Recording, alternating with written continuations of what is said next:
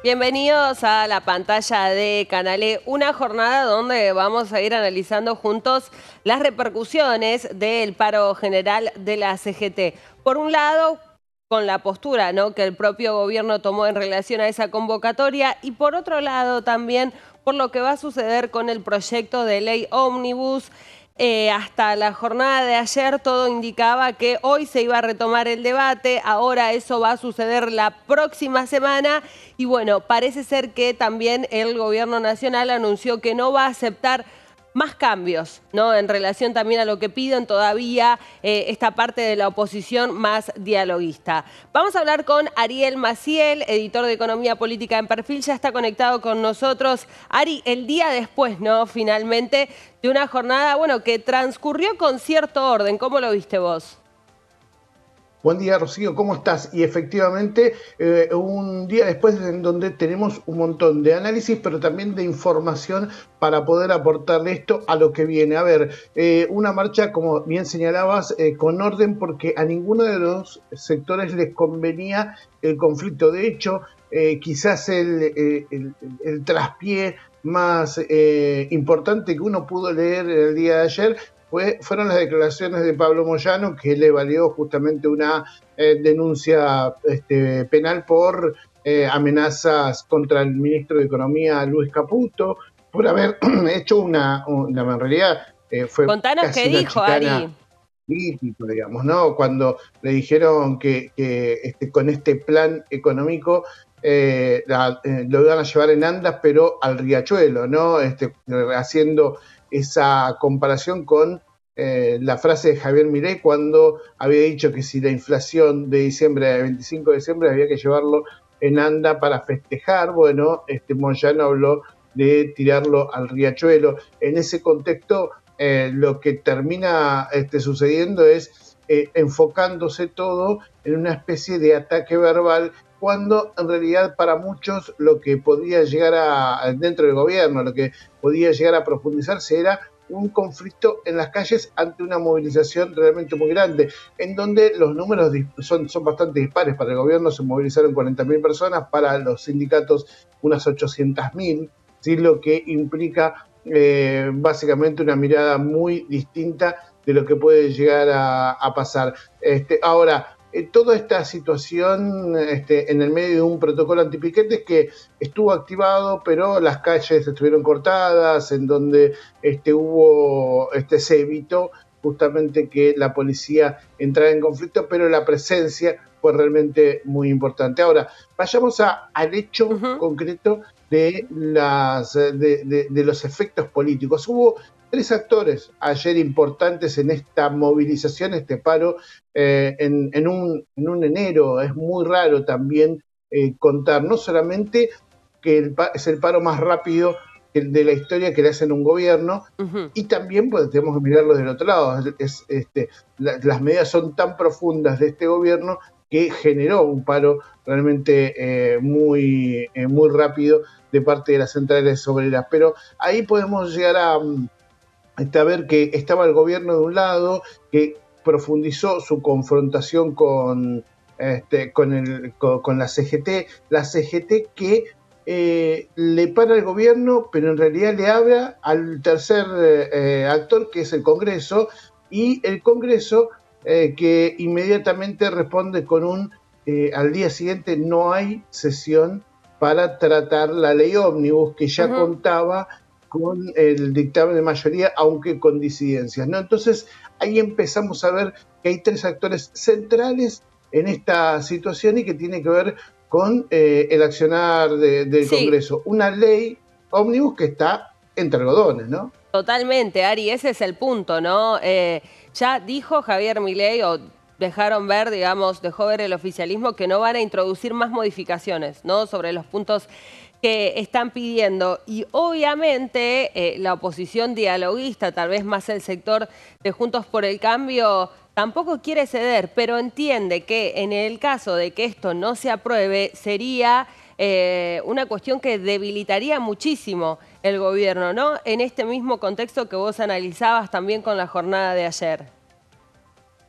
No, fíjate, Rocío, que los legisladores han ganado su propia iniciativa política, ¿no? Porque hasta el momento lo que veíamos es una CGT que había acudido a la justicia para dar de baja la reforma laboral, un gobierno que había profundizado justamente esa pelea, básicamente por la mala imagen que tiene el sindicalismo, que tiene la CGT ante la sociedad, y lo que buscaba es justamente profundizar esa contradicción. Y ahí vamos a ver algunos actores secundarios que señalaremos en un ratito nada más, pero los legisladores empezando a tener su propia importancia más allá de estas cuestiones de quién vota y quién no. Porque la oposición dialoguista le dio la posibilidad al gobierno de llegar al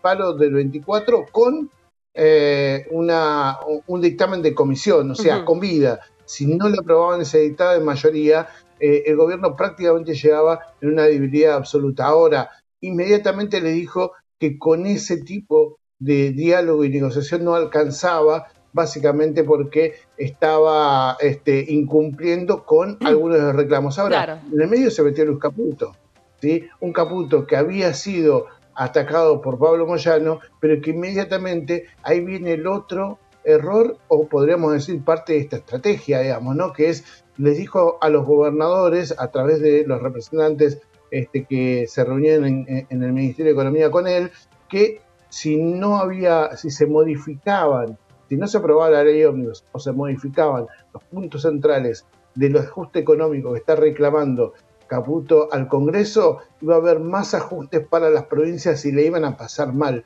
¿no? Entonces, ahí es donde muchos legisladores terminan diciendo, hasta acá entendemos que el diálogo, de acá en más claro, nos pintamos la cara. Entonces, empieza a haber una tirantez en ese contexto, y por eso es que las negociaciones siguen. Ahora, ¿bajo qué dictamen? Eso es otro de las incógnitas que hay, ¿no? ¿Qué va a pasar en el recinto y qué cosas se están negociando bajo qué texto, ¿no? Es uno de los puntos realmente importante a tener en cuenta. Hay dos cuestiones y dos actores que son secundarios, pero muy necesarios en este contexto, Rocío. Por un lado, los empresarios, el círculo rojo, ¿dónde se paró el establishment en el día de ayer? ¿Qué viene pasando en los últimos días, ¿no? Apoyan la reforma laboral, ayer rechazaron fuertemente el paro en un contexto en donde llaman al diálogo, más allá de que esta reforma no fue de origen de un diálogo con el sector gremial.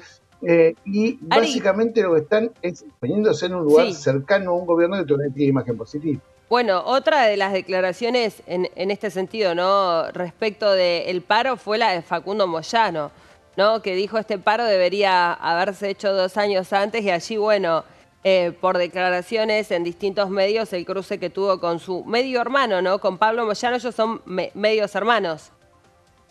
Efectivamente, Facundo es hijo de una relación anterior que había tenido Hugo Moyano con otra mujer, y ellos siempre tuvieron una relación hasta ahora no tan cercana, pero habían jugado en tándem en algunas cuestiones, especialmente cuando Facundo Moyano conducía el gremio de los trabajadores de peaje, ¿sí? Y un Facundo Moyano que viene siendo crítico respecto de cuál fue el rol de los sindicatos durante los últimos años. Ahí también vemos Yo fui parte de este desastre, dijo, ¿no? Exacto, porque Facundo Moyano fue parte de la lista de Alberto Fernández como diputado, ¿sí? Y él lo que señala es que la CGT debería haber hecho este paro hace 2 años atrás, cuando el poder adquisitivo de los trabajadores iban cayendo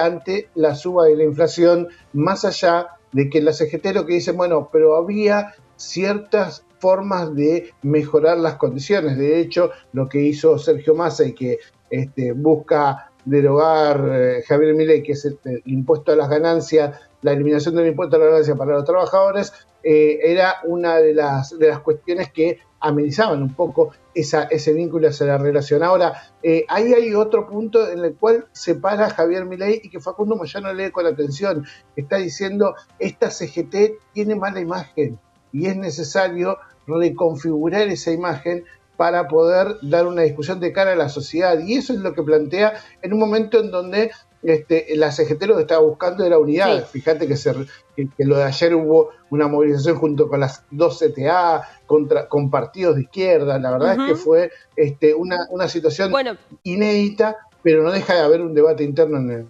gremio, ¿no? Pensaba en este sentido, ¿no? Esto otro que vos traías en el título, la mala imagen sindical, digámoslo entre comillas, y cómo entra Facundo Moyano a criticar y a criticar lo que él mismo hizo, ¿no? En determinado lugar, en determinado momento. Pensaba yo si no habrá algún tipo de interés de empezar, ¿no?, a generar una campaña en ese sentido otra vez, ¿no? Creo sería una historia media conocida, un outsider criticando, ¿entendés?, algo de lo que mismo él fue parte y después, bueno, teniendo un salto estrepitoso, ¿no?, teniendo en cuenta que obviamente estamos hablando de, como vos decías, Ari, de uno de los sectores más importantes además, ¿no? Digo, los gobiernos tienen que dialogar sí o sí. Digo, va a llegar un momento donde te vas a tener que sentar con el sector sindical porque ya hemos visto en otro momento, ¿no?, las consecuencias justamente de que ese diálogo o esa negociación no exista. Mira, Rocío, recordemos que en el inicio de la gestión hubo acercamientos, hubo diálogo, hubo relación entre el sector dialoguista del gobierno con la CGT. Hubo un rechazo de parte del sector más duro, del ala más dura del gobierno de Javier Milei, que terminó imponiéndose en esa visión del mundo que tienen, esta campaña eterna que está planteando Javier Milei. Recordemos que cuando fue a Davos habló más como un candidato en campaña que como un presidente, ¿no? Con una espectacularidad muy cercana al discurso de las redes sociales, y lo está repitiendo en este sentido, ¿no? No diálogo, que significa mejor imagen para un Javier Milei que todavía tiene a favor esa imagen positiva más allá de la crisis que empieza a impactar en los bolsillos de los argentinos, ¿no? Ahí empieza a ver, ¿no? Porque para muchos esa imagen todavía sigue siendo positiva, pero ya empiezan a ver, a mostrar esta situación de intranquilidad. Ahora, y ahí es donde se meten los empresarios. Ese paraguas es el que les sirve a los empresarios. Es decir, no nos vamos a poner del lado de la CGT. De algún modo es profundizar la grieta, ¿no? Esta incivilidad que se ve en redes sociales, de decir muchas cosas, incluso barbaridades, ¿no? O de repostear situaciones así. Totalmente. Lo que indica es que es parte de una estrategia, digamos, ¿no? Es yo me paro de este lado y obligo a todos los demás a ver de qué lado se está poniendo. ¿Quién es el quinto actor, papel secundario, pero que se mete en la centralidad inmediatamente, Rocío, en todo esto? El Fondo Monetario Internacional. Claro. Un organismo que hace algunos días nada más le dio un respaldo contundente a la Argentina a través de la aprobación de este acuerdo técnico del staff, que está esperando la aprobación del BOAR, del directorio, para el desembolso de los 4.700 millones de dólares que la Argentina necesita para pagar vencimientos dentro de unos días nada más. ¿Sí? Recordemos que en 6 días termina enero y tiene que pagar vencimientos, digamos, y necesita sí o sí de esa plata. Hasta ahora en la agenda del Fondo Monetario Internacional no hay fecha para el tratamiento del caso Argentina, ¿sí? De todos modos sabemos que el fondo lo puede agregar de último momento, pero hasta el momento el fondo lo que está haciendo es mirando la situación política de la Argentina. Recordemos que le dijo, todo esto que vos me planteás, nosotros lo aplaudimos, incluso lo espectacularizamos como el mismo Milei lo hizo. Estamos hablando justamente de esa comunicación en redes sociales, no una Cristalina Georgieva y una Guita Gopinath sacándose selfies y poniendo deditos para arriba en las redes, pero en los hechos concretos todavía están mirando porque les dijeron, entre otras cosas, consenso político para que este plan que nos presentás sea viable. En ese sentido, Totalmente. hay dudas y hay signos de interrogación. Ese es el otro actor que está entrando por el costado, va a tomar centralidad y veremos qué sucede en los próximos días, porque el fondo no va a soltar plata mágicamente si es que el plan central que le presentó Caputo no tiene asidero en los hechos concretos. Bueno, y eso lo veremos en buena parte la próxima semana. Ari, gracias como siempre por atendernos y traernos tu análisis. Rocío,